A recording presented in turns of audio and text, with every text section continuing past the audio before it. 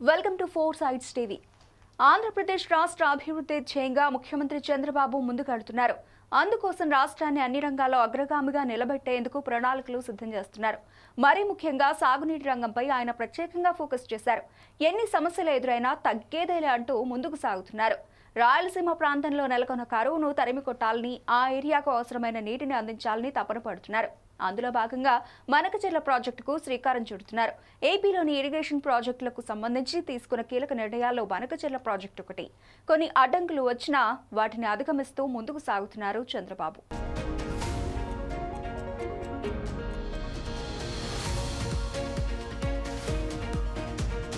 ఆంధ్రాలో సాగునీటి అవసరాలను తీర్చేందుకు సీఎం చంద్రబాబు పెద్ద ఎత్తున ప్రణాళికలు సిద్ధం చేస్తున్నారు. పోలవరం, వెలిగొండ వంటి ముఖ్య ప్రాజెక్టులకు సంబంధించిన పనులు జెట్ స్పీడ్తో సాగుతున్నాయి. మరోవైపు రాయలసీమ ప్రాంతానికి కీలకంగా భావిస్తున్న బనకచెర్ల ప్రాజెక్టుపై ఫుల్ ఫోకస్ పెట్టారు.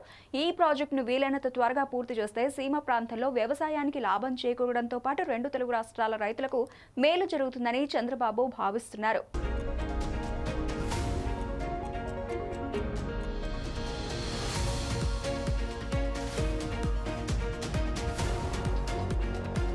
ప్రస్తుతానికైతే రాయలసీమ ప్రాంతానికి కీలకంగా భావిస్తున్న బనకచెర్ల ప్రాజెక్టును ఎట్టి పరిస్థితుల్లోనూ పట్టాలెక్కించాలన్నది చంద్రబాబు వ్యూహంగా కనిపిస్తోంది.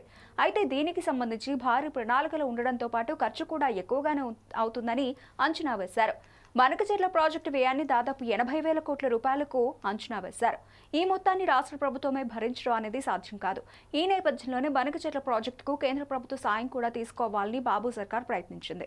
అయితే బనకచెర్ల ప్రాజెక్టు విషయంలో తెలంగాణ ప్రభుత్వం కొన్ని అభ్యంతరాలు వ్యక్తం చేసింది.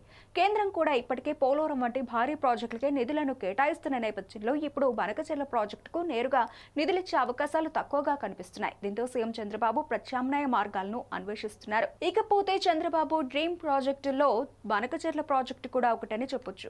దీన్ని ఎట్టి పరిస్థితుల్లోనూ నిర్మించాలని ఆయన గట్టి పట్టుదలతో ఉన్నారు. ఈ క్రమంలో ప్రాజెక్టుకు కావాల్సిన నిధులను ప్రభుత్వ ఖజానా నుంచి మొత్తం చెల్లించాల్సిన అవసరం లేదని, అవసరమైతే అప్పులు తీసుకోవచ్చని చంద్రబాబు యోచిస్తున్నారు. ప్రైవేటు భాగస్వామ్యంతో లేదా బ్యాంకుల ద్వారా రుణాలను సమీకరించి బనకచెర్ల ప్రాజెక్టును పూర్తి చేసే ఆలోచనలో ఉన్నట్లు రాజకీయ వర్గాల్లో ప్రచారం జరుగుతోంది. ఈ ప్రాజెక్టుకు కేంద్ర ప్రభుత్వం నుంచి అనుమతులు రావాల్సి ఉంది. కానీ కేంద్ర స్పందన ఆలస్యమవుతున్నప్పటికీ చంద్రబాబు వెనకడుగు వేయడం లేదు. ఎలాగైనా ఈ ఏడాది చివరిలో గానీ లేకపోతే వచ్చే ఏడాది ప్రారంభంలో గానీ ప్రాజెక్టుకు సంబంధించిన పనులు స్టార్ట్ అయ్యే అవకాశం ఉన్నట్లు టీడీపీ నేతలు చర్చించుకుంటున్నారు. రాష్ట్రానికి అవసరమైన నీటిపారుదల ప్రాజెక్టులో బనకచెర్ల ఒకటే కాబట్టి ఖర్చు ఎక్కువైనా వెనకడుగు వేయబోమని చెబుతున్నారు.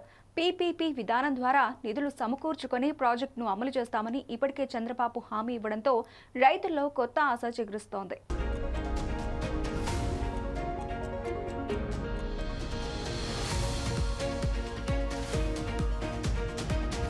మరోవైపు బనకచెర్లపై ఇప్పటికే ఏపీ, తెలంగాణ రాష్ట్రాల మధ్య మాటల యుద్ధం ఓ రేంజ్లో సాగుతోంది.